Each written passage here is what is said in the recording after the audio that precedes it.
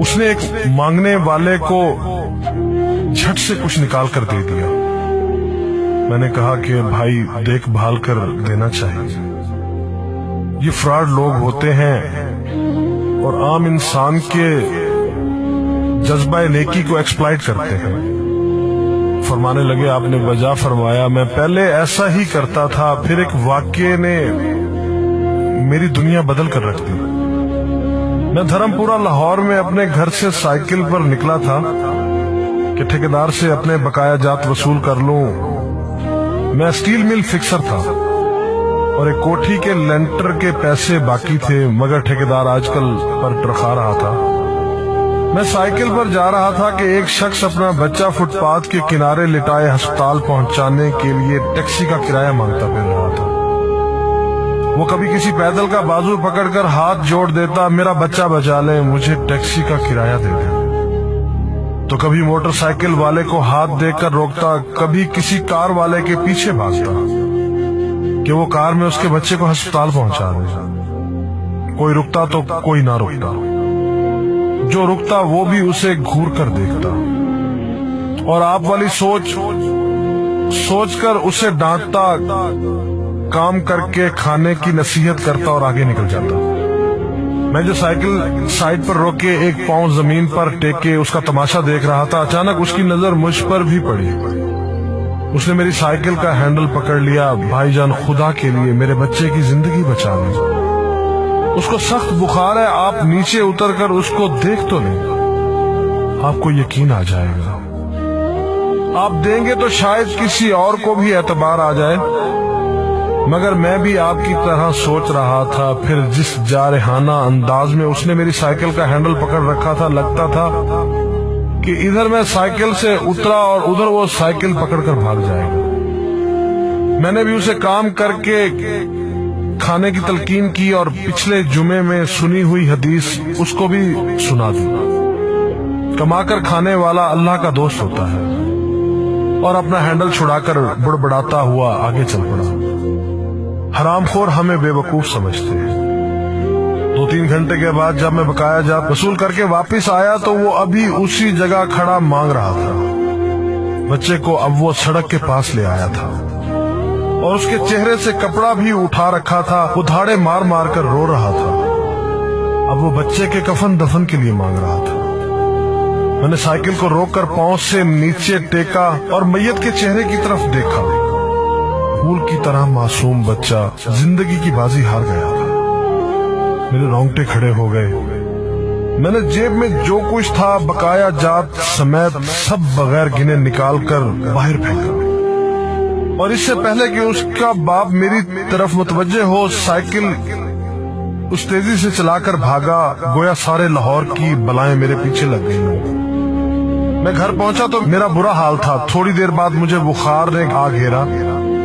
بخار بھی کچھ ایسا تھا گویا میرے سارے گناہوں کا کفارہ اسی بخار سے ہونا تھا۔ گھر والے مجھے ہسپتال کے لیے لے کر نکلتے اور میں چارپائی سے چھلانگ لگا دیتا۔ مجھے ہسپتال نہیں جانا تھا، میں اسی بچے کی طرح ایڑیاں رگڑ رگڑ کر مرنا چاہتا تھا۔ 2-3 دن کے بعد بخار کو تو آرام آ گیا، مگر میں ذہنی مریض بن گیا۔ مجھے لگتا گویا میرا اپنا اکلوتا بیٹا جو 3ری کلاس میں پڑھتا تھا وہ اس بچے کے کفارے میں مر جائے گا۔ میں نے بچے کا اسکول جانا بند کر دیا۔ بیوی کے بار بار اصرار کے باوجود میں بچے کو اسکول تو کیا دروازہ کھولنے بھی نہیں جانے دیتا تھا۔ 40 دن گزر گئے تھے اور بچے کا نام اسکول سے کٹ گیا تھا۔ وائف نے اپنے بھائی سے بات کی جو دبئی کی کمپنی میں کیشیئر تھا۔ اس نے مجھے باہر بلانے کے لیے پاسپورٹ بنانے کو کہا، مگر ایک تو میں شناختی کارڈ بھی پیسوں کے ساتھ نکال کر بچے کی میت پر پھینک آیا تھا، دوسرا میں خود بھی بچے کو اکیلا چھوڑ کر باہر نہیں جانا چاہتا تھا۔ وہ 40 دن قیامت کے 40 دن تھے۔ 40ویں دن 10 بجے کے لگ بھگ ہمارے گھر کا دروازہ بجا۔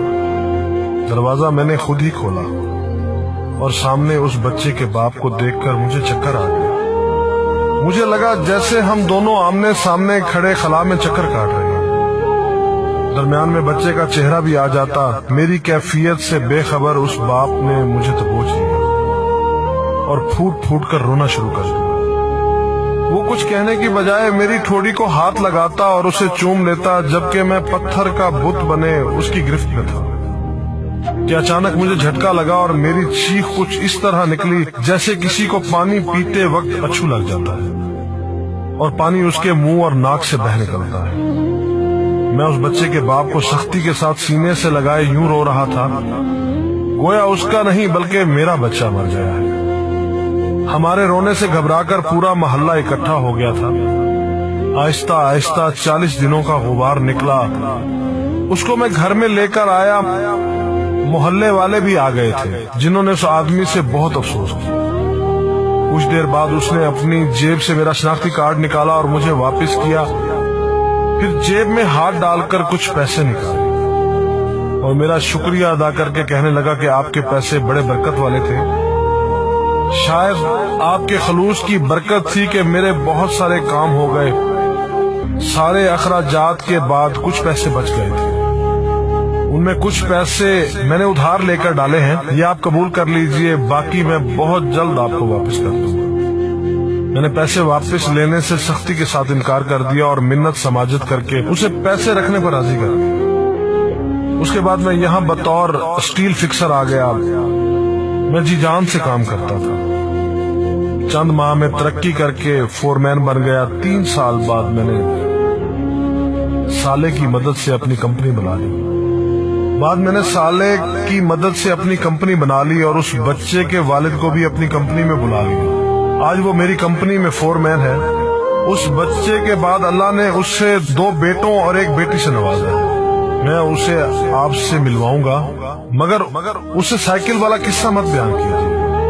وہ آج تک نہیں پہچانا کہ میری سائیکل روک کر اس نے مجھ سے سوال کیا تھا۔ وہ مجھے ولی اللہ سمجھتا ہے جس نے اس بچے کی لاش دیکھ کر سب کچھ نکال کر دے دیا۔